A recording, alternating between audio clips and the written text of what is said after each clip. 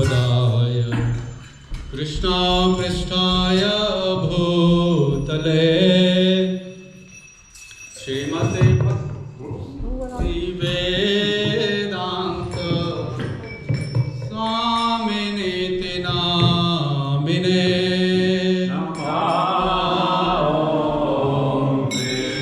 Vishnupadaya Krishna Prasthaya Bhutale Srimate Bhakti Vedanta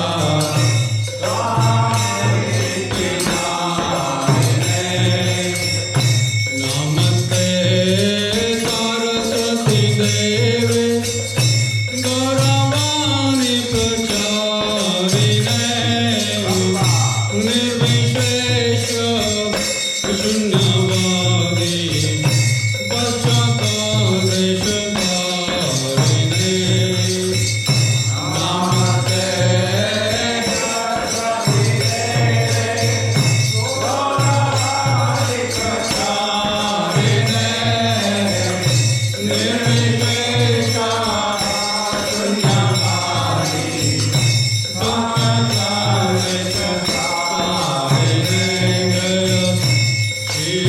Krishna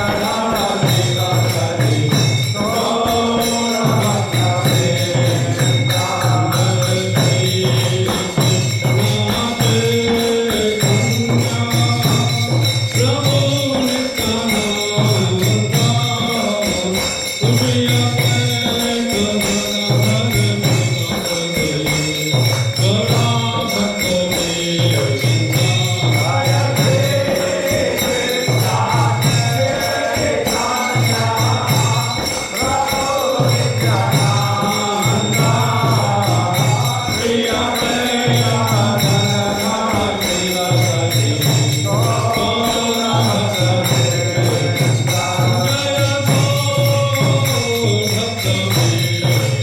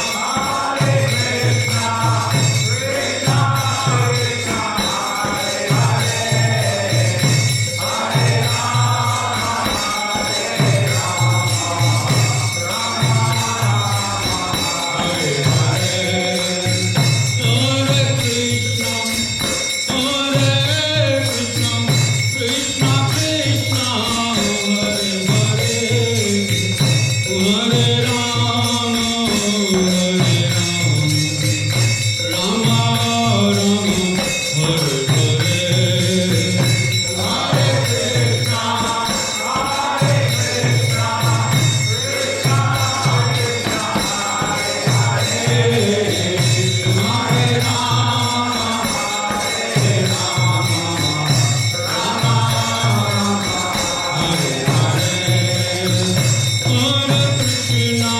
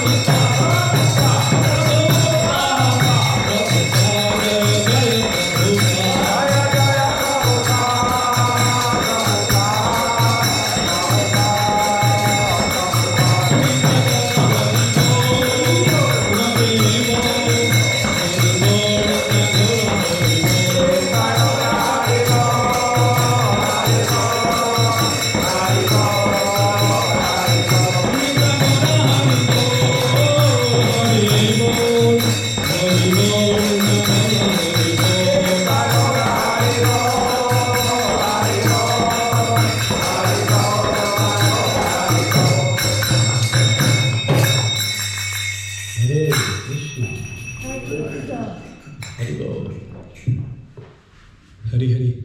Thank you. We have a lot of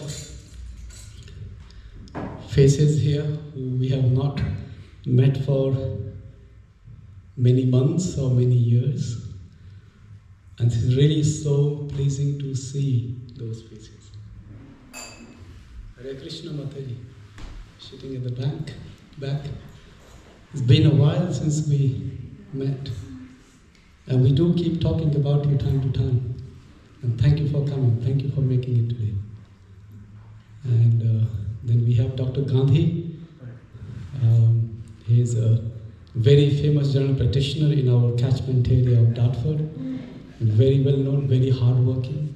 Patients I get, they always praise him. He is one of those rare souls who help him so many countless souls. And we have met before. And thank you for coming back again. It's nice. And do you want to introduce yourself? I'm Natasha. I started Krishna consciousness way before COVID. And I'll come back to visit. Yeah, Natasha used to be a very rock solid member of our Sangha many years ago. And she was very enthusiastic. She now lives in Chester. And we have joined a Sangha there, isn't it? There is Sangha in Chester. So she goes there. I'm not now on Facebook, so probably I don't see your activity, but previously when I was on Facebook, I would see you posting a lot of things there. So thank you for coming back. And whenever she comes to visit her mother, she always comes to our Sangha. Yeah, so nice. It's been a few years now. Yeah, nice. Hare Krishna. And Nick Prabhu, welcome. Thank you. Yeah, Hari Hari. Our speaker has not come so far. So we had a special guest. Oh yes, yeah. Prabhu, he is a... So do you want to introduce yourself, Prabhu? Do you want to introduce yourself to the group? My name is Shivanand Das. I've been practicing Krishna consciousness since 1989. I'm very enthusiastic about this, and I like you all, like my family in this country. I'm very pleased to come here and see you all, and hug you all, and chant Hare Krishna together, dance, and that's it. Yeah. 1989. You must have been a young boy. How old were you? How old I am? Or how No, old where I are am? you? I'm going to ask you current age, don't worry. We will calculate that. We'll calculate that. Well, in 1989 I was 18. Wow, Krishna. Can you imagine the spark of Krishna consciousness? The seed was planted back then. I'm sure you must have many tribulations in the life. Yeah, of course. But there was always clinging on to one hopeful, eternal hope. Yeah. Other hopes fade, they come and go. Yeah. They're there for some time, we think, I've found the everlasting hope. Then suddenly something happens and that disappears. And then we start questioning every single hope. And similar thing happens when we come to spirituality, we come with skeptical views. What is this all about? What are they doing? Are they here to scam me? And that's one reason to do that, because there's so many scamsters in the name, in the garb of spirituality. They dress like a Vaishnava, they dress like a spiritual person, but they scam. They are there to scam. That, like Srila Prabhupada used to say, there's so many swamis and yogis. They come to West and they give mantras by charging money. And Srila Prabhupada said, I'm not here to charge, I'm not here single. I'm here to give something that you did not bring with you when you left India. Yeah, that's what Srila Prabhupada said. And it's free. Hare Krishna Mahamantra is free. Yeah. And this is the only solution. This is the only solution. There is not kind of many solutions, the only solution to fight from the ignorance of this material world. Yeah? We are so much illusioned by so many kind of varieties of ism and so many varieties of our own concocted ideas about the world and the scenario and the situations. But when I speak to my patients who have seen the world and now they're getting there in their 80s and 90s, they say it's all fake. Because they come to realize they're nearly at the time of death now, isn't it? They're nearly there. There's nothing to hide. There's no mask they have anymore. That I go to work, I have a different mask. I come home, I have a different mask. I go to my bedroom, I have a different mask. We have so many shades, so many masks. And we don't know, sometimes we get confused. Which mask have I put on now? Isn't it? So many masks. But when we come to understand that I'm Atma, I'm soul, all those masks that we have been pretending and showing off and been doing, slowly we start to take them off. I'm the same person at home, I'm the same person in the office, I'm the same person. You can trust me, I'm the same person. You become the most trust. And that's what Srila Prabhupada wanted. That every Krishna conscious devotee should be a gentleman or should be a gentle lady. Proper conduct. So that people can trust. Yeah? Hope. Krishna conscious hope. Yeah. See? He's here. Hare Krishna. And Dayal Mora Prabhu ki. Jai. Dayal Mora Prabhu ki. Jai. Dayal Mora Prabhu ki. Jai. Haribol.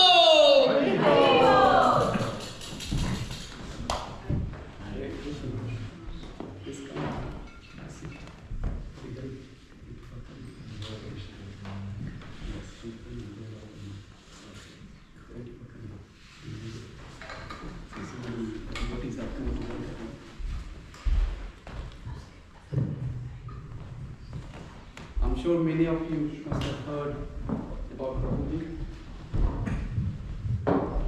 His name is Dayal Mora Prabhu. He is our temple on Soho Street. Is a temple president there, and he's preaching in a prolific. You go to London Temple to see the vibration. That's kind of that building moves sometimes when devotees do Kirtan there. They chant and dance so much ecstasy.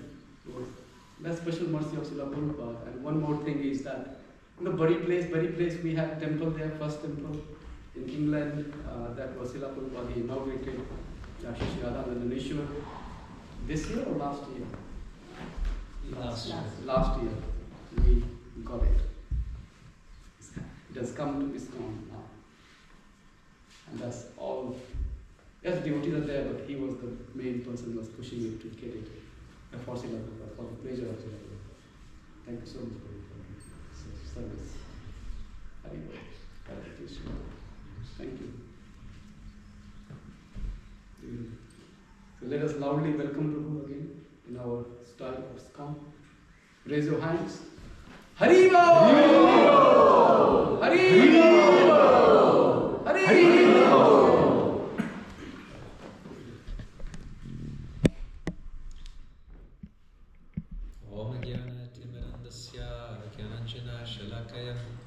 Chakshuranmilitam jena tasmai Shri Gurave Namaha. Namo Vishnupadaya Krishna Vishtaya Bhutale Shri Mate Bhakti Vedanta Swaminiti Namane. Namaste Saraswati Deve Gauravani Pracharine Yevashesha Shunyavadi Paschatcharishatarine Shri Krishna Chaitanya Prabhu Nityananda Shri Advaita Gadadhar Shiva Shri Gaura Bhakta Vrinda Hare Krishna Krishna Krishna Hare Hare Hare Rama Rama Rama Hare Hare. Therefore my respectful obeisances to the lotus feet of my spiritual master, to His Divine Grace, A.C. Bhaktivedanta Swami Srila Prabhupada and all the Acharyas in the line of our parampara, to the lotus feet of Lord Chaitanya Mahaprabhu, to Shri Radha Krishna, and to all the assembled Vaishnavas. Vanchakalpa Dhuviyascha Vipasandovyacha Patitanam Pavanebhyo Vaishnavebhyo Namo Namaha. Please accept my apologies for being a little late.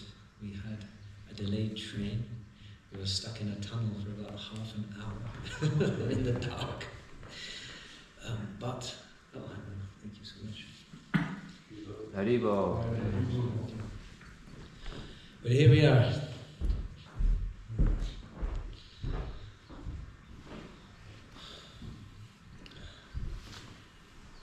So on Sunday we have a very special festival called Jagannath Ratha Yatra.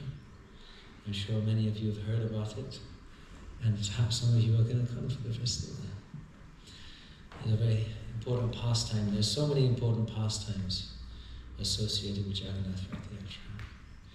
We can read in the pages of Chaitanya Charitamrita, Lord Chaitanya, his ecstatic dancing at Ratha Yatra, chapter 13 of the Majja Lila, where it's described that the great king, Maharaj Prataparudra, who was extremely wealthy with so many wives, palaces, huge empire, he took the humble road of sweeping the street before the Ratha Yatra cart. A king took up a broom and swept the street, cleaning it before Jagannath. This is a very lowly position to take, and there's no possible material benefit to be obtained by the king. The king already has everything. He has all wealth, he has all fame, he has so much power and influence. The king is, in many ways, living a perfect life. Everything is available to him. But he voluntarily picks up a broom and sweeps the street before the cart of Lord Jagannath. This is a very important principle, that no matter how big we think we are, or how much success we have in the world, no matter what opulent dress we are wearing, we should all bow down before the Lord. It is said that even if one has a turban, it is just a heavy burden if it is not used to bow down before Lord Jagannath. We know that Maharaj Prataparudra actually claimed that Jagannath is the real king of Jagannath Puri, and he is simply the first servant. This is the attitude of a devotee.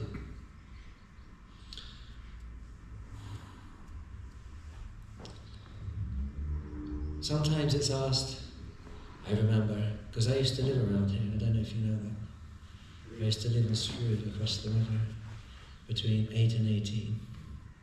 I was here. I went to the maths school up the road here, and I used to walk through Rochester every day on the way home from school. Anyway, on one of these walks, I won't tell you from where, it was late at the night, and coming back to Strood, we were having a conversation, and it was on the basis of, is there such a thing as an unselfish act? Maybe you've had similar conversations. Is it possible to do something completely unselfish? What do you guys think? You think it's impossible, or is it possible? Putting you on the spot now, sorry, I should have warned you.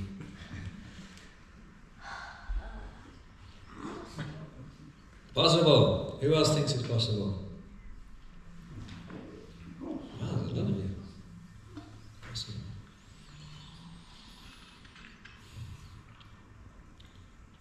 Bhaktivinoda Thakur, in his Tattva Vivek, he says that according to this principle of it's not possible to perform an unselfish act, he agrees. He says we're always acting selfishly. But are we acting selfishly towards the real self or the false one? That is the difference. It's good to have spiritual desires. It's a good thing. But our desires on the spiritual platform have nothing to do with this material world. The gopis of Vrindavan are so full of, we have no parallel other than the word lust. Although lust in the spiritual world is nothing, not contaminated by the modes of material nature, nothing of the lust we experience in this world, but the intensity of the attraction is so strong that this is the only word in the English language we have to, in some way, give us an idea. Their desire is to be with Krishna, to serve Krishna, whatever it means, whether it's in heaven or in hell. Their only desire. We know the story where Krishna had a headache one day. You know that story? Krishna had a headache, and he said, the only cure for the headache is the dust of the lotus feet of my devotees. So please go and get me some foot dust from my devotees. Otherwise, I'm suffering so much from my headache. So, went out, please. They went here and there. Please, give me your foot dust. No, we won't give our foot dust to Krishna. It's an offense for Krishna to put our dust on his head. We will go to hell. So many devotees were approached. Few devotees were approached, but finally the gopis were approached. And their response was immediately, yes, of course we will give our foot dust. Here you go, take this bag, we'll fill it up with as much dust as you want. If we go to hell, we don't mind. We're happy to go to hell if it removes Krishna's headache. This story is an example of how the devotee doesn't mind taking birth after birth, doesn't mind personal difficulties if it means Krishna will be happy. Because they've understood what is the real value, what is the real selfish act, is to direct it towards one's true self. One's true self, the self of the self, your own interest is non-different to Krishna's interest because we are part of him. Whatever Krishna is happy with, we should also automatically, that should be our goal, to obtain that same happiness.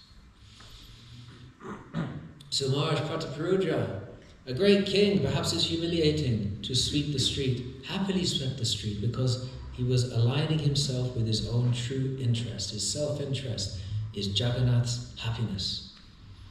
If Jagannath is not happy, then what is the point of anything? What is the meaning of life? Better just die immediately. And this is the mood that Lord Chaitanya has at Jagannath Ratha Yatra. We know that. We all know the story of Jagannath Ratha Yatra, where it's a special mood. When Krishna and Balarama, children in Vrindavan, they're playing there and performing all kinds of naughty activities, stealing butter, feeding it to the monkeys, going into other people's homes to steal. And when their stealing antics are in any way stopped or prevented, then they would urinate on the floor or spit and go away, or they would creep into the rooms of the babies and pinch them to make them cry. Terrible, very, very bad behavior. And Mother Yashoda would be so concerned. Why is my child behaving like this? It must be because he's not happy with my motherly affection. So she would intensify and try to serve him better. She would collect special cows who would only eat very unique types of grass, which would flavor the milk and give it a certain nutritional value, which was very specific, and then she would boil that milk. She would try very hard to do everything for Krishna. So when Krishna and Balaram grew up and were summoned to Mathura by the wicked Kamsa, because he wanted to kill them, he'd already sent all of his best demon followers to try to kill Krishna, Putana demon, Keshi demon, and all had been dispatched very easily by Krishna and Balaram. So he decided, as demons are very proud, well, I know what I'll do. I'll bring them out of Vrindavan, we'll put them in a wrestling ring with my big demon wrestlers, and then if my giant elephant, Kuvalyaputta, doesn't kill them, my wrestlers will kill them. After all, they're just young boys, they're just cowherds, they can't stand and fight against my expert wrestlers, and if they can't finish them off, then I will do it myself. He was thinking like this, Kamsa. He was so absorbed in Krishna, in fear, He was so fearful of Krishna. He was constantly meditating upon him in samadhi, very Krishna conscious, but in a negative way.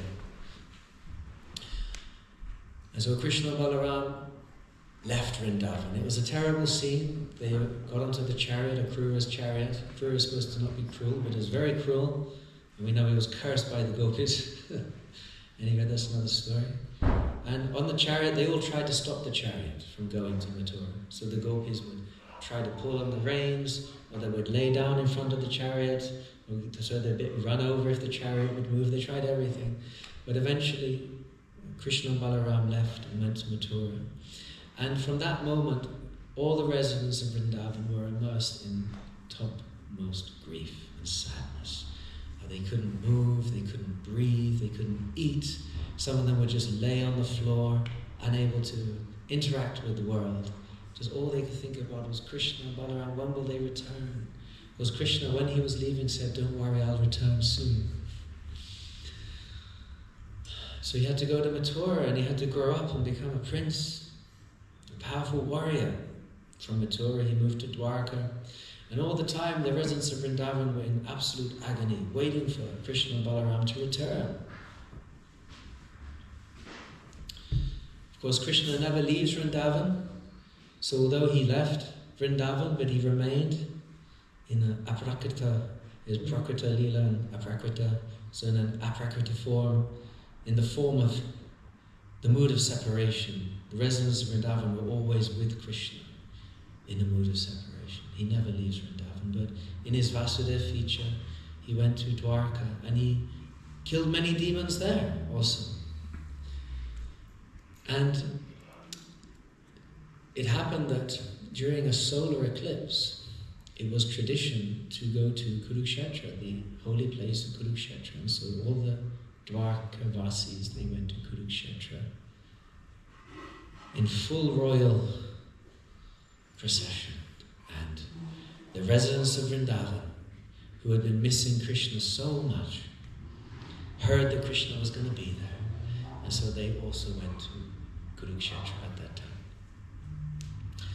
And seeing Krishna dressed up in all of his royal attire, surrounded by great warriors, riding on a noble chariot, the residents of Vrindavan, especially the gopis of Vrindavan, especially the topmost gopi of all the gopis, Srimati Radharani, wished Krishna could come back home. She was saying prayers, "Krishna, I don't want to see you dressed up like this, dressed up in royal opulence with great jewelry and armor, holding your weapons, surrounded by warriors, with elephants and horses and on golden chariots. I don't want to see you like this. Let's go back to Vrindavan. Let's go back to the river Yamuna underneath the tree and sit there where your only property was a flute. I want to go back to that time." So she said many heart-rending prayers in this way. So the festival of Jagannath Ratha Yatra is a very symbolic festival symbolizing this mood of wanting to bring Krishna back to Vrindavan. As they could pick up the ropes of the chariot of Krishna and Balaram and Subhadra and try to pull them back to Vrindavan.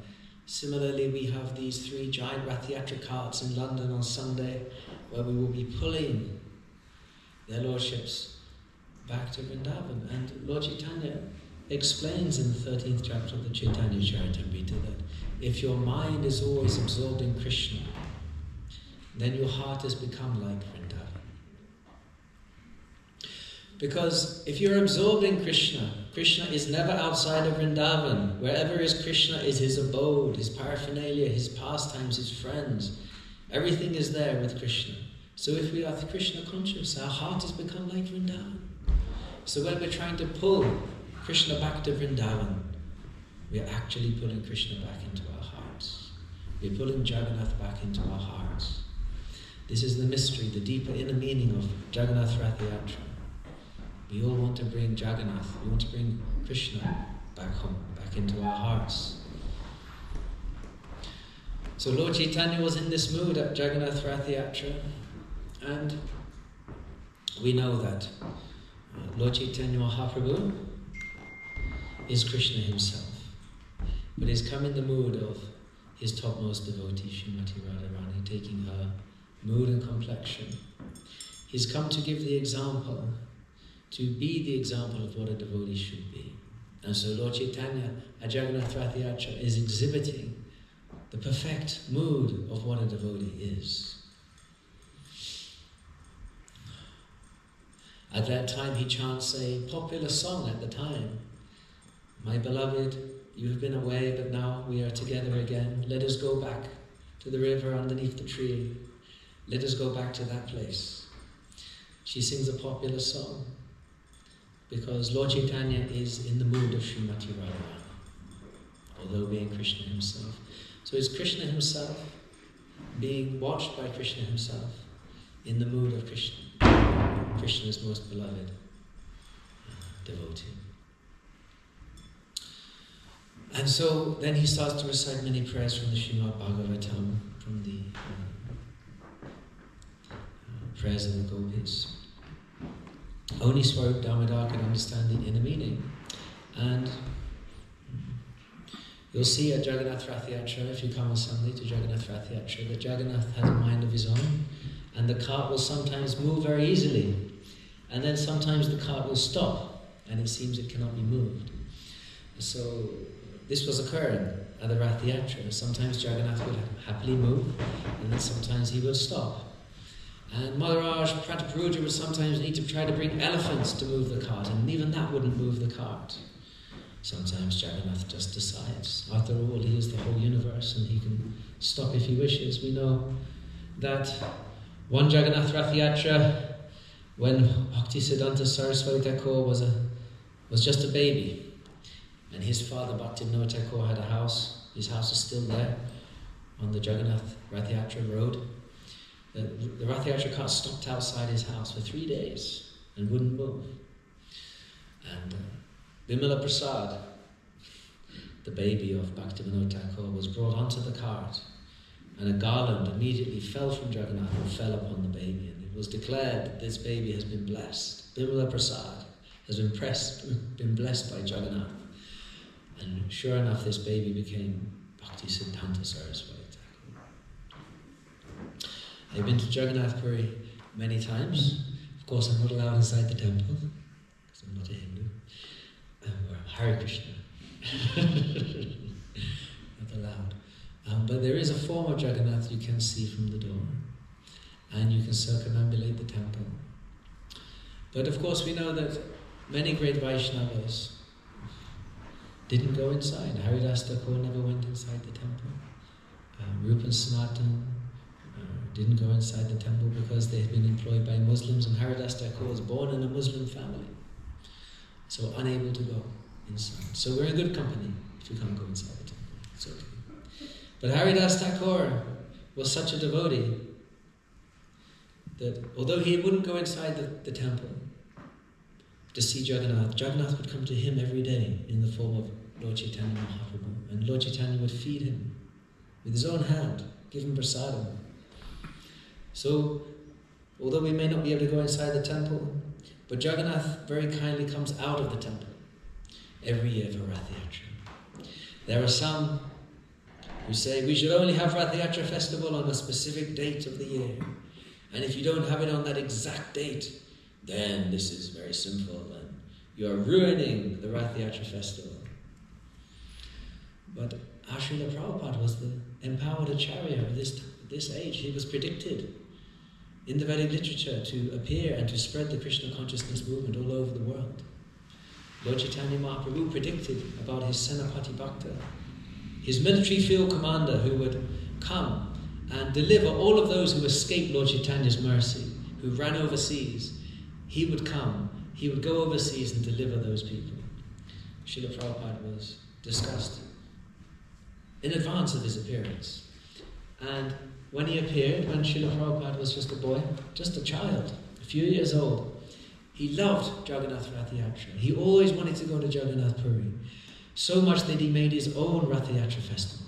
When he was just a child, 4 or 5 years old, he begged his father, please give me a Rath Yatra cart.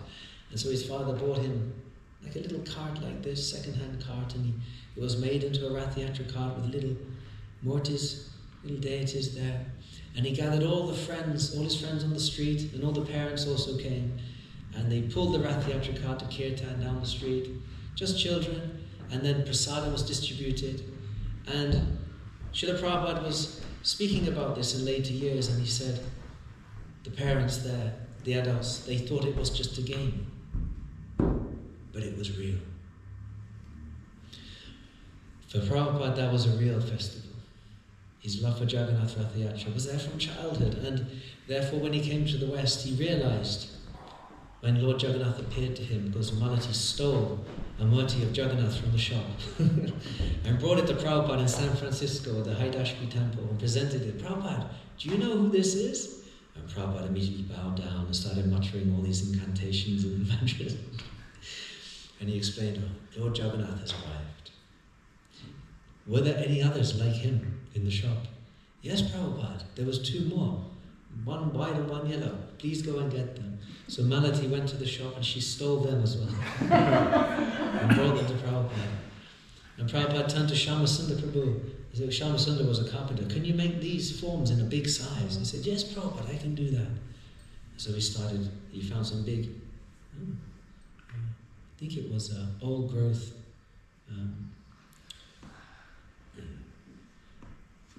Douglas fir wood, if I remember correctly. And he started to carve. At that time, he was still smoking cigarettes. And Prabhupada was waiting for Jagannath and Baladev and Subhadra to be carved so they could hold Jagannath Ratha Yatra festival, and then he could go back to New York. So knowing this, Shyamasundar delayed the carving as long as possible. A bit like when Vishwakarma was carving the original Jagannath deities for Maharaj Indradyumna. Similarly, Shyamasundar was delaying the carving of the deities for Srila Prabhupada. And so Prabhupada would always call Shyamasundar, because they didn't have mobiles, it was a regular telephone. How was the carving going? Oh, it's going fine, Prabhupada, don't worry. Day after day like this. And weeks were passing by. Then eventually Prabhupada showed up himself. He came in and he saw the cigarette packet on top of Jagannath's head. With his cane, he knocked it flying across the room. You shouldn't be smoking. And Shyamasundar Prabhu actually stopped smoking after that. He got the message, and so he finished the carving. And they actually held the first Jagannath Ratha Yatra festival in San Francisco.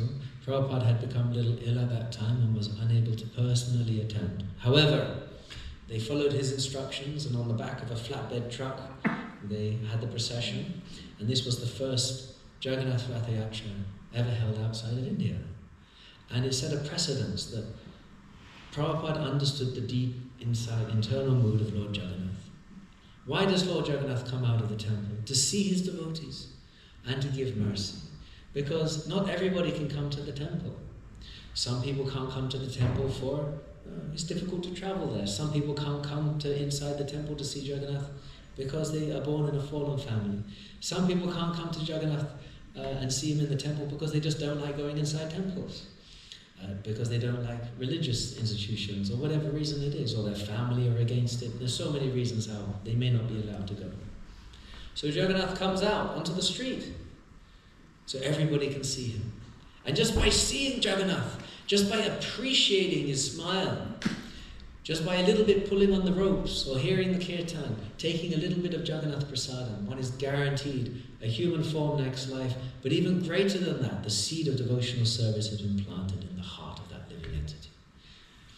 Prabhupada understanding in this age of Kali, where everything is so difficult and we are the most fallen, the most mercy is required, the easiest, most sublime method of transcending the modes of material nature and going back to Godhead in this age is chanting the holy names of the Lord. And Lord Jagannath Ratha Yatra is the perfect place to hear the chanting and to participate in that chanting. So Prabhupada established that, and then he started establishing it everywhere else. And we know that in 1969 in London, Shyamasundar had the first London Ratha Yatra. We know that he was, at that time, we just managed to get Barry Place on rent. It was guaranteed by Apple Records, thanks to George Harrison's influence. Otherwise, there's no way we would have ever got that thing. And Shyamasundar had to simultaneously build the temple, and he was halfway through building a huge Rath Yatra cart. It was so big that he could barely get it down the street on the day of Rath Yatra. He was pushing it, and then he realized when it was built how big it was, and he had to push it several miles to the starting point.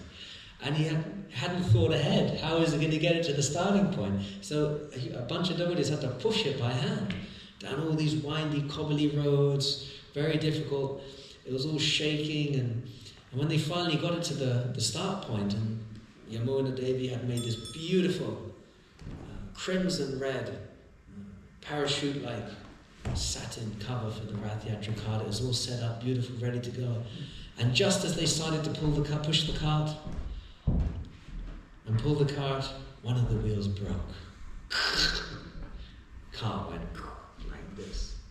Rath Yatra over. He says that it created the biggest traffic jam, because it was on Oxford Street, the biggest traffic jam in London's history. Disaster. But it was the first, it was a start.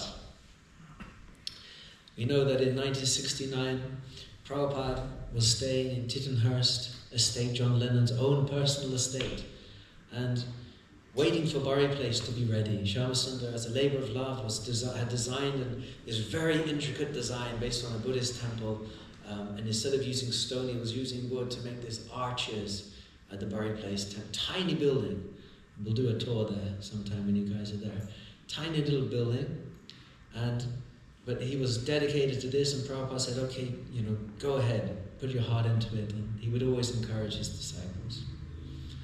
So that was taking some time, but Prabhupada set a date for the opening, 14th of December 1969, Odan Shasti. This will be the opening date for the Radha Krishna temple. It was called the Radha Krishna temple, but there's no Radha Krishna deities in the temple, and they had no idea where they were going to get Radha Krishna deities from. Jagannath Rath Yatra had been a failure. What was going to happen? Nobody knew. And so Shyamasundar had George Harrison had sponsored a giant slab of the best quality, beautiful Italian golden marble. It was all there, ready to go, but there was no Radha Krishna deities. They had a band called the Radha Krishna Temple. They had an album, but there was no Radha Krishna. So Prabhupada said, okay, put the word out to the local Hindu community. Somebody must know where there is a Radha and Krishna. So the word went out, news spread. But it seemed there wasn't even a single Radha Krishna temple in the whole of the country. No deities had been installed yet. And then the Hindu Society of London, Mr. Goyal called. He somehow found the number. I hear your Swamiji is looking for Radha Krishna deities. We have, but due to some Hindu custom, Radharani's fingers are a little damaged, we can't install them. Would you like to come and have a look? As soon as Prabhupada found out, he said, let's go immediately. So they went there, and we know that Prabhupada, so expert, knew exactly what to do. The devotees didn't have any money. They were living hand to mouth. They were distributing a few Back to Godhead magazines for a couple of pence. They were struggling so much. And how were they going to get these Radha Krishna deities? Prabhupada pretended not to be interested in the deities. They were standing on a table with, some cloth covering them. And Prabhupada just completely ignored them and started talking to me. Mr. Goyal, please, I'd like to see your family. Please bring them out. I want to meet your wife. I want to meet your children. And he spoke to them in Hindi for about an hour, just general gossips, talking. And eventually Mr. Goyal said, Swamiji, are you interested in seeing Radha Krishna or not? And Prabhupada said, yes, okay, let's see them. Pretending not to be interested. And so they turned and in a very grandiose way, they removed the curtain. And Prabhupada's disciples who were there, Shyamasundar, Krishna, Gurudas, Mukunda, they all paid their obeisances. And Prabhupada sat there and just did a simple pranam. Then turned back and continued conversation as if nothing had happened. So this went on and on. And eventually Mr. Goyal brought the conversation back. So, Swamiji, what is your decision? And Prabhupada turned and said, please, Tamal, is Krishna heavy? Pick him up and see how heavy he is. Picked him up. He's not so heavy, Prabhupada. And you Shamsundar, pick up Radharani, is she very heavy? No, she's not so heavy. Of course, they're actually very, very heavy, but they were pretending that they weren't very heavy. Very heavy, marble deities, full-size marble deities. So Prabhupada, as quick as a flash, just stood up. Okay, let's go. And off he went. And they all just followed. And Mr. Goyal is stunned. What's going on? Swamiji. And hurriedly following after. Swamiji, Swamiji, don't worry, we'll take care of them. You'll be invited to the opening ceremony. And they were loading Radha and Krishna carefully into the van, holding them. And as Prabhupada's getting into the driver's seat, but what about the finger? Swamiji, don't worry, I have an expert person. Yamuna, you know how to fix this? Yes, Prabhupada, I know how to fix this. Don't worry, we will fix this. Close the door. Drive. And so they drove. It is said, Shamasundar's account of this story, that Mr. Goyal and his family were just left standing on the side of the road, just with a shocked look on their face. It all happened so fast. They went a few blocks, then Prabhupada said, stop the van. And he turned around to the beautiful forms of Radha and Krishna and uttered some prayers from the Brahma Samhita. Chintamani prakadasavna shukapadiksha laksha vriteshu suraviya vipalayantam lakshmi sahasra sata sambrama sevyamanam govindamari purusham tamaham bhajami venam vanantam aravindadalaya taksham Bahavitam samasitam buddha sundarangam Gandharva kodika maniya vishesha shobam Govindamari purusham tamaham bhajami. Uttered a few prayers from the Brahma Samhita and turned back around, and they continued to drive, and then Mukunda turned to Prabhupada and said, Prabhupada, I believe you just kidnapped Radha and Krishna. Prabhupada said, yes. And then Prabhupada told a story where he was a young man, a grihasta in Kolkata, and he was trying to start a factory, and he wanted to borrow a lot of money from the bank. And so he went to the bank manager, and there was a lot of argument backwards and forwards. The bank manager was trying to get him to do something else. And Prabhupada said, eventually I convinced him.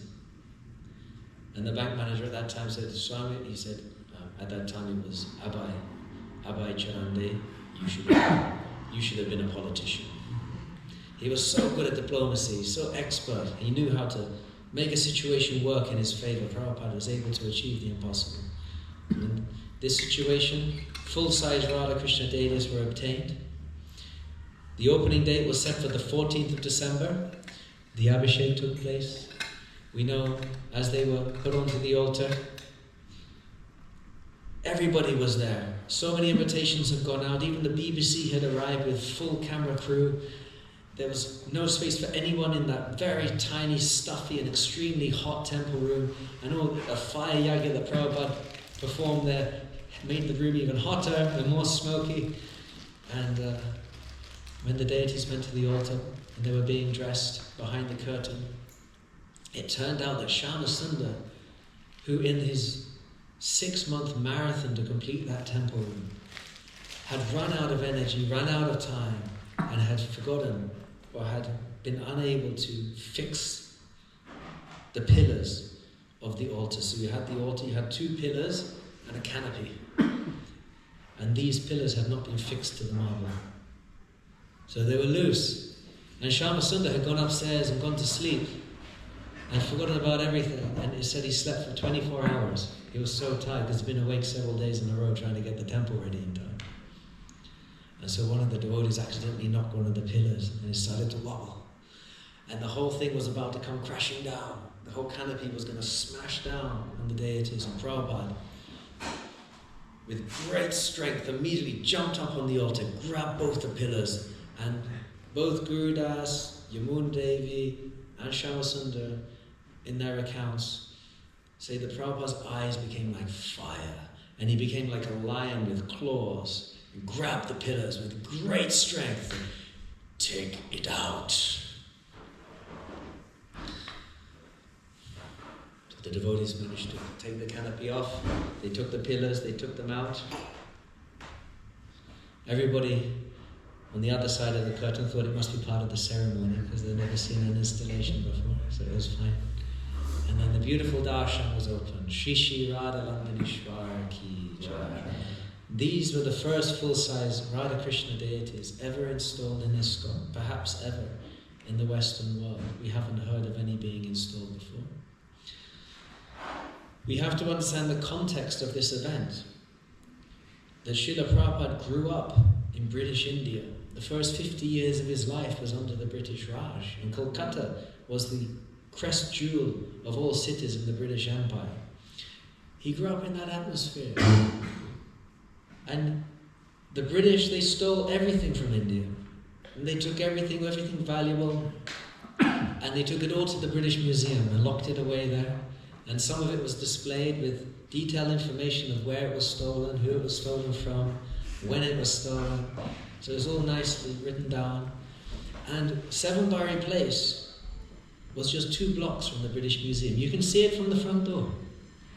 Prabhupada was so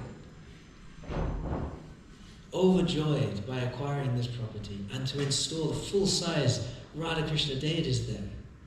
The first in ISKCON. Prabhupada was so proud. Everywhere he went in the world, he showed off about the London temple. He was so happy. His own spiritual master was desperate to open a temple in London. He sent his best men to London to open a temple there. They failed. But Prabhupada achieved the impossible. And then in 1973, in that same chapter 13 of the Chaitanya Charitamrita Madhya Lila, in one of the verses there it is described how the Rath Yatra cart looked like Mount Sumeru, a golden mountain. It looked like Mount Sumeru. Everybody was there saying this. Prabhupada in the purport writes that we've just had, in 1973, Rath Yatra in London. And it was a beautiful Rath Yatra. This is a very famous Rath Yatra because Prabhupada danced the full Rath Yatra procession. It's called the dancing Rath Yatra. Because from the beginning of the procession, and Prabhupada is an old man, but he danced. Nobody can understand where he got the energy from. He danced from the beginning to the end. I know because my own spiritual master, he was in charge of that Rath Yatra festival. My spiritual master, Mahavishnu Swami Maharaj, at that time he was just a brahmachari. Shyamasundar Prabhu had put him in charge of Rath Yatra. Why? Because he just got an inheritance of £8,000. Now, if you want to know what that is in modern money, multiply it by 15. 15. Yeah, 15 so it's £125,000, something like that. That's how much he inherited, and he spent it all on Rath Yatra. That 1973 Rath Yatra, it all went on there. Very lavish, very opulent, everything. And Prabhupada was so happy, he danced the entire procession. And then on the square, he did some initiations, he gave a very powerful speech. And in the next day, in the Guardian newspaper, on the front page, was Krishna, or ISKCON, Rath Yatra, rivals Nelson's column. The whole of the UK were aware of Jagannath Rath Yatra, and it rivaled Nelson's column. So in the purport there, Prabhupada writes, as the residents of Jagannath Puri commented how the Rath Yatra cart rivaled Mount Sumeru, the residents of London mentioned how Jagannath Rath Yatra's his cart rivaled Nelson's column. He was so happy. So we're so fortunate to be part of a yatra which meant so much to our founder Acharya. Even when Prabhupada, in his last year of his manifest pastimes with us on this earth, his last preaching tour, he wanted to go to America. He came via London. He was very sick. He was wearing the dark glasses. He could hardly move. But he came to London. He went to the manor. And even though he was very, very poorly and not really fit to travel, he came to the very place and took darshan of Shri Shri Radha Landanishwar one last time. Everywhere he went in the world, whenever he was asked about this new temple has installed these deities. What do you think of these deities? Aren't they so beautiful, Prabhupada? Prabhupada would say, yes, they are very beautiful. Radha Ishwara are also very beautiful. They were his favorite deities. Dharam's this. So to Shyamasundar Prabhu. He would always talk about Bari Place, Radha Ishwara. And so this was his last opportunity to see them. And so he said he had teary eyes and he stood there for a very long time. He sat there for a long time, praying. And then as he left, he was driven in the car to Soho Street, because at that time already the devotees were being asked to move out of Bari Place for several reasons. One of them was the building was going to be repurposed. Another one was the devotees were not staying up to date with the rent. And another one was the noise that the devotees were making. Because this time we own the building, so we don't have to worry about the rent. It's all thanks to you, especially you. And we're going to have to put that really good noise dampening on that building. It's still a residential area. So anyway, there's some, we'll have to see how that goes. So, and then Prabhupada, we know he didn't make it to America. He was too sick. From there he went back to Vrindavan, and he didn't leave Vrindavan. He left his body there. So this is the importance and the special, the unique mercy that's available in London and London Ratha Yatra. These are very prolific, important events in Prabhupada's pastimes, and we all have an opportunity to experience that. I was with Ramnath Swami. I took him on a little tour around Bari Place recently, and he commented how pictures, Prabhupada said, pictures are like windows to the spiritual world. He says, similarly, these holy places are like windows. They're like portals to the spiritual world. These are portals to Prabhupada's eternal pastimes, which are still going on. This is a Leela Stan. Prabhupada said about Radha Damodar Mandir, where he also stayed, that to maintain these rooms, he says, I'm always present in my rooms. I will always be here. So similarly, we can understand that he's also present still at Bari Place. We can go to Bari Place, we can experience Prabhupada's presence there. And when we renovate it, Prabhupada's rooms, we can go there and experience what it must have been like. There's so many photographs of Prabhupada having audience with different guests. George Harrison would regularly pop in, just stick his head through the door and say, hey guys, how's it going? Come upstairs to speak to Srila Prabhupada. It was in that room that Prabhupada convinced George Harrison to sponsor the Krishna book after showing him so many pictures.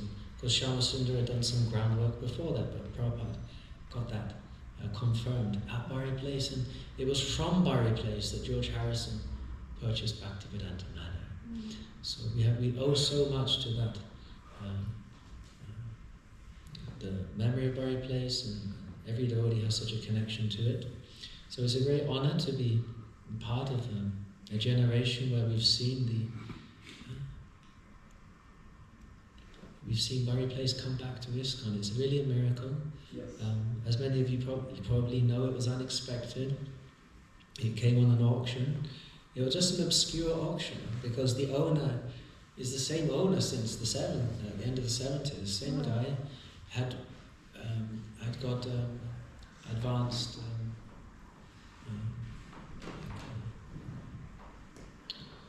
What is it? Anyway, all of his memory was starting to go. What's the condition? Dementia. Yeah, kind of Alzheimer's. Alzheimer's. Yeah, thank you. It was quite advanced, and therefore his family decided just to sell off his property empire. He had a portfolio, and so they sold it all off on auction. So it just appeared on an auction, and it would have changed hands without anybody knowing.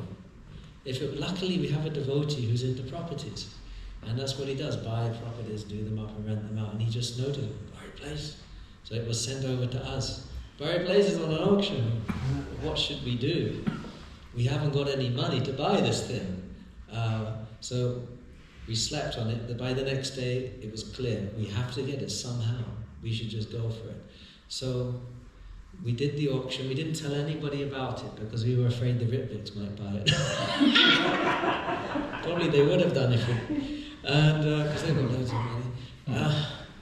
So we kept it secret. We didn't let in anyone. Just a few devotees knew. We went on the auction, and we won the auction. And we were very surprised because we thought there'd be some competition, but it was a very interesting situation because as Srimati Radharani's finger was slightly damaged, and therefore to the Hindu diaspora it was considered that she was not fit to be installed. Of course, we understand that this is just being too much addicted to rules and regulations, niyamagraha. But Prabhupada understood that, no, Radha and Krishna are present. Radha and Krishna will accept worship through these forms, especially when Srila Prabhupada invites them. He installed them. But it was enough, just a slight damage was enough, so enough people lost interest so that Prabhupada could kidnap him. Similarly, Bari Place building was of no interest to property investors. There were many things wrong with it. And there still are. Nobody had done a fire safety report on it. Nobody had done an asbestos test on it. There were problems with certain regulations and permissions. So and there was a dentist in there paying very much under the going rate for rent in that area. It was not a very good prospect for any investor. And so somehow Krishna arranged it so the price didn't go up very high in the auction, and it remained pretty much what it went on the auction for. Just we were going up. I thought we were going to go up by hundreds of thousands, but we were going up by 5,000 and 1,000. We couldn't believe it, and so we won Bari Place, and we were so happy. And then we had to decide, okay, now what are we going to do? We've got 1 month to come up with the money. If we don't come up with the money within 1 month, they can take the building and sue us, or they force us in the courts to pay the full amount. So there's going to be a problem. So that's when I'd never done fundraising really before. I tried a bit of book distribution. I was never that good at it, to be honest. I got a few donations. It was never substantial. I think the biggest donation I ever got was a couple £100 or something like that. Anyway, so we got this good team together. We made a campaign with a couple of videos. We really, put our hearts into it, and we really believed that somehow Krishna would come through for us. Somehow, we didn't know how. And within 4 weeks, the full amount, 1.61 million, was fully raised. Within 4 weeks. It's unthinkable.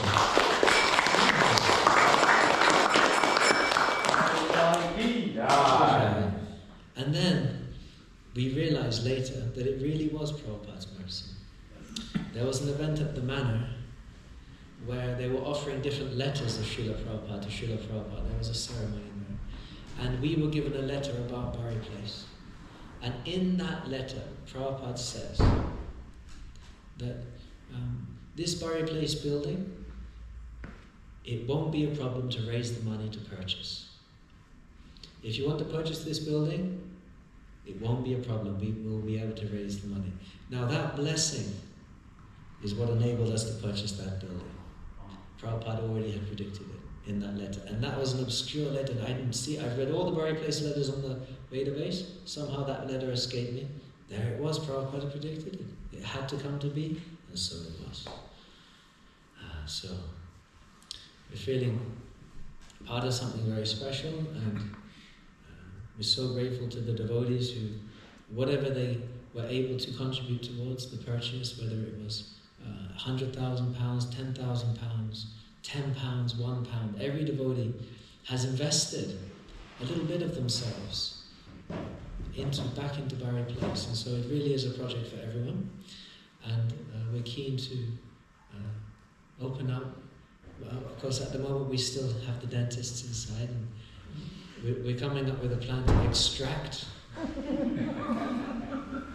the dentists, because they've been extracting, probably unnecessarily, lots of people's teeth and doing all kinds of root canal operations, probably that aren't needed either. They like to do root canal. Sorry, any dentists in the room? I'm upset.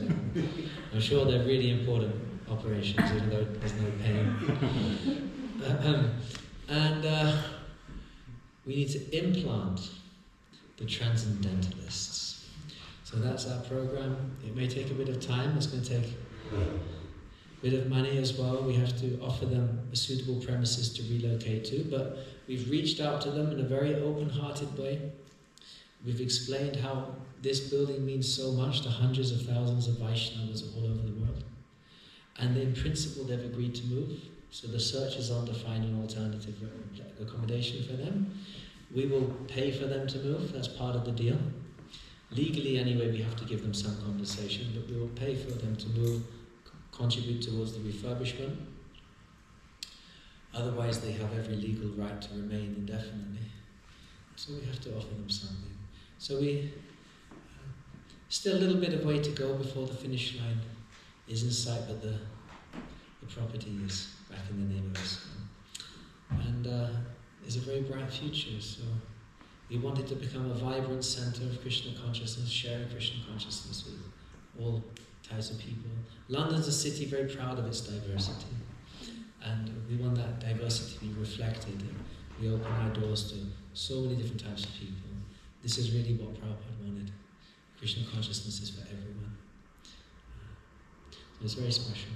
So those are some thoughts that I had, and so thank you very much for your kind attention this evening. It's so nice to be here with you all. It's such a privilege to be invited down to ISKCON Rochester and to be able to spend this time with you and to speak. I thank you very much. Hare Krishna. Srila Prabhupada ki jai. Does anyone have any questions or comments? Anything they would like to ask? Let's take.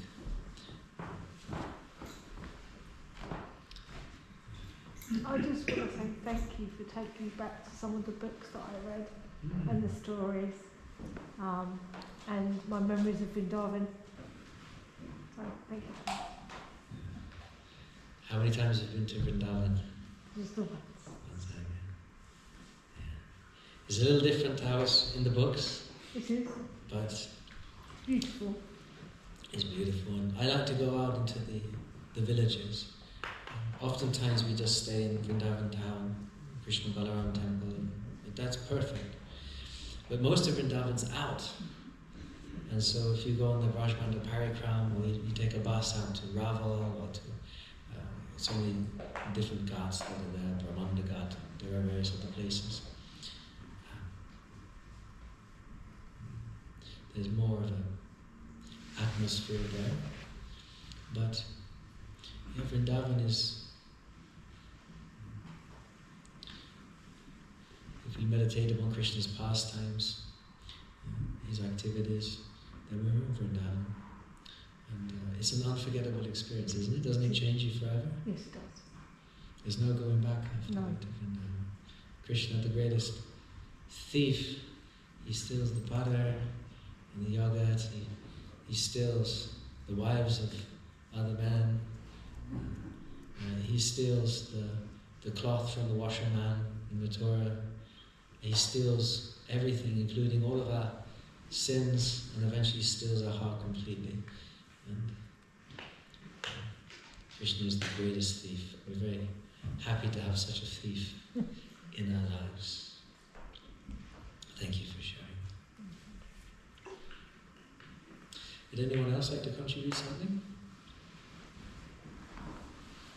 It's a non-philosophical question. I was wondering how you visualise utilising Berry Place specifically as a preaching place. Great question. So Bari Place has 6 floors. There's 3 upper floors which were previously residential areas when the devotees were there. And then you have the first floor, which was Prabhupada's ballrooms, the ground floor, which was the old temple room, and a basement. So in ISKCON London, due to the establishment of Studio 108, our outreach centre, which has proved extremely popular, and since we've opened this Studio 108 program, where we invite people from the street, from book distribution, and it's a presentation which is in line with the contemporary person. Then for our main audience, young people, and our audience represents the great diversity of London. It's beautiful, and from that we've built an entire Brahmachari ashram, one of the biggest in Europe, and from that we've become the biggest book distribution temple in Europe, twice as much as any other temple actually. And so it's all come from there. But unfortunately, due to not having the right person, we've been unable to cultivate the ladies as well as the men. So the girls don't have anything. And so we're turning the top 3 floors of Bari Place into Vaishnavi Contemporary Ashram, or Contemporary Vaishnavi Ashram, CVA, where ladies can be trained, educated in the ways of Krishna consciousness, read Prabhupada's books, become inspired by the mission of Krishna consciousness, and become devotees. It's very difficult to move into the ashram, the temple ashram. It's very austere, it's in a very busy place, there's no privacy, there's constant noise and disturbances. Anyone who's lived in Soho can tell you that that's the case.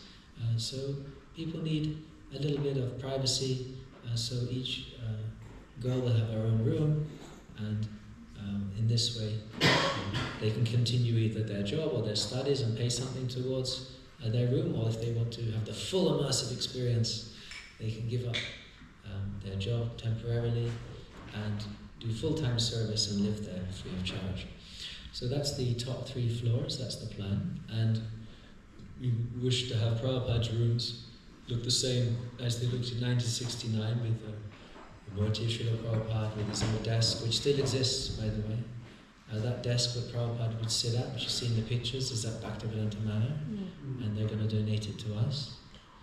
And we can have also some displays there of some of Prabhupada's original paraphernalia for devotees to come and absorb themselves. They chant their rounds there, and remember Srila Prabhupada's presence, feel his presence. So that would be very nice. The old temple room can become a vibrant location for sanghas, for preaching events, kirtan events. Who's not going to want to have a kirtan in the old Bari Place temple room? Definitely. And for the basement, we would like, if we get all the necessary permissions, there's a long way to go, we would like to have a public-facing eatery, which is accessible from the street. And there are so many people coming past from the British Museum who may be interested to come and see a place where George Harrison used to stay, where so many things happened. And maybe we can even have George Harrison muffins, because I heard that he really loves scones and muffins. And we can, I don't know, some ideas. And so in this way, we have a very public-facing presentation. That's the idea. Do you approve? Absolutely, sounds wonderful. So please bless this endeavour.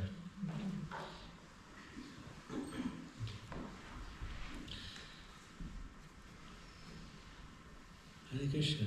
His grace Dayal Mora ki. ISKCON Rajastha Gaur Bhaktivinoda ki. Jai. Jainatai Gaur Premanande. So in the last 15 minutes, we have been taken into deep history of Jagannath Yatra, and we traveled across the Srila Prabhupada, and we finally ended in Bari Place. Thank you, Prabhu, for taking us through the journey.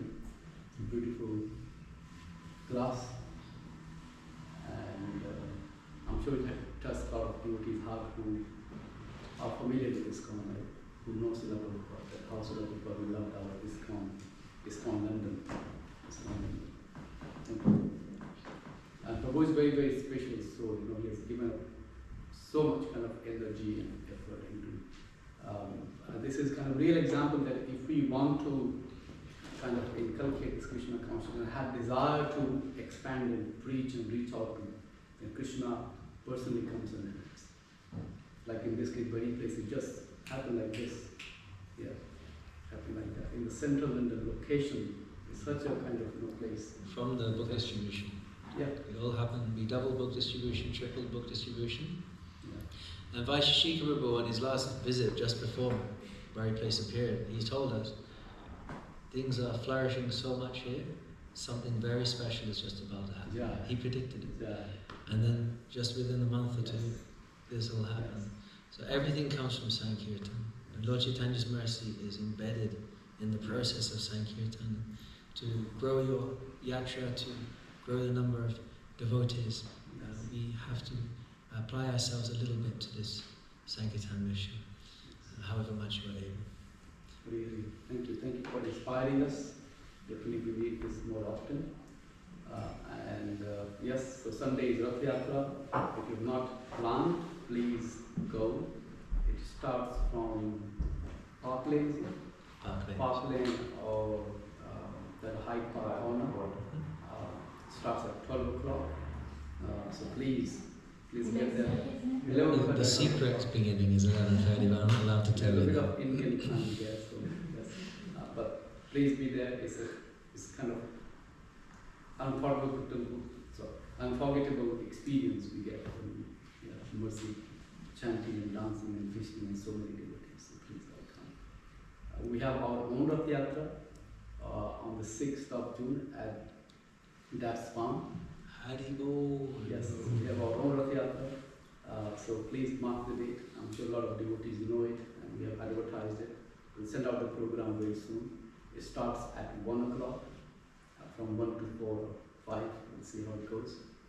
So please mark the date and come. Next week, Friday, is very, very special Sangha as well. We have His Grace Kirtan Prabhu gracing us.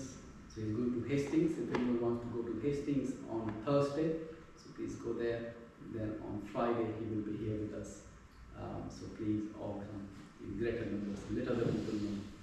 So Kirtan Prabhu is a disciple of Srila Prabhupada. We've talked so much about Srila Prabhupada. Now his disciple himself is coming to us next week. Very, very special Friday program. So please come. He's very inspiring personality. He's done a lot of things for the London Yatra or the UK Yatra. And he loves small preaching centers like us. Yeah. So please all come and invite us. And 6th of June is Ratha Yatra. I think that's all. The following week we also have another special guest. Oh yes, yeah. So what date is that? I think that's from 5th of June, is it? Okay, so 5th of June, yes, it's my diary, I didn't check it. So 5th of June, we have Bhagavad Ashray and Sarvamangala Mataji coming to our Sanghas. We have very, very special guests coming, so there's something special here also going to happen to you very soon. Keep doing Sankirtan, it's guaranteed. Yes, yeah, definitely. Yes, we want to have our own little temple at some point. Let's see how it unfolds, but there is a discussion at the moment happening. And yeah, so we'll see how it goes.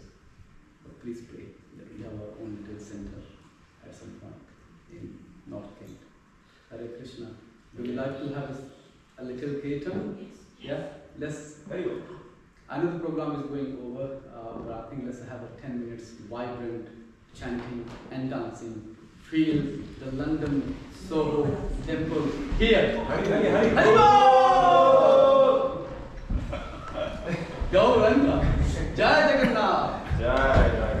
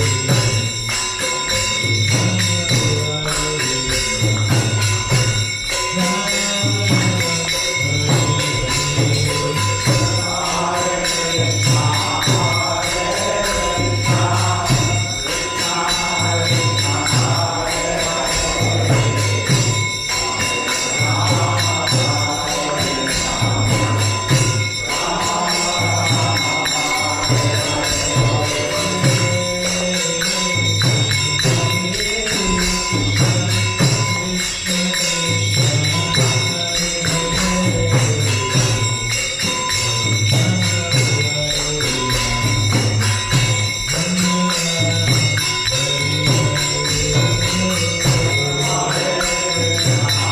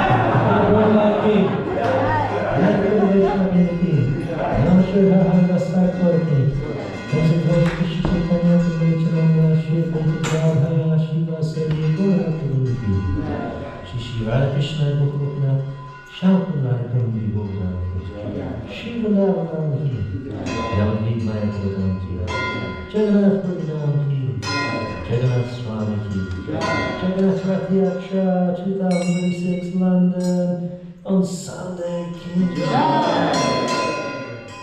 Come away, King. Come away, King. Holy Medway, King.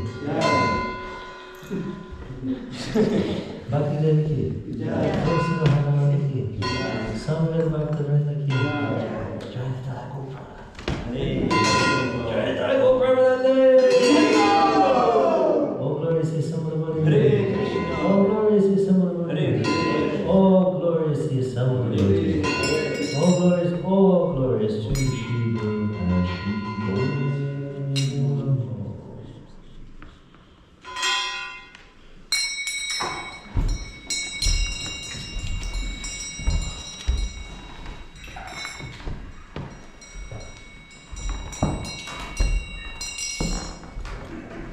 Mahaprasade Govinde, Mahaprasade Govinde, Nama Brahmani Vaishnavi, Nama Brahmani Vaishnavi, Sarva Punya Padamraya, Sarva Punya Padamraya, Vispasona Vijayate,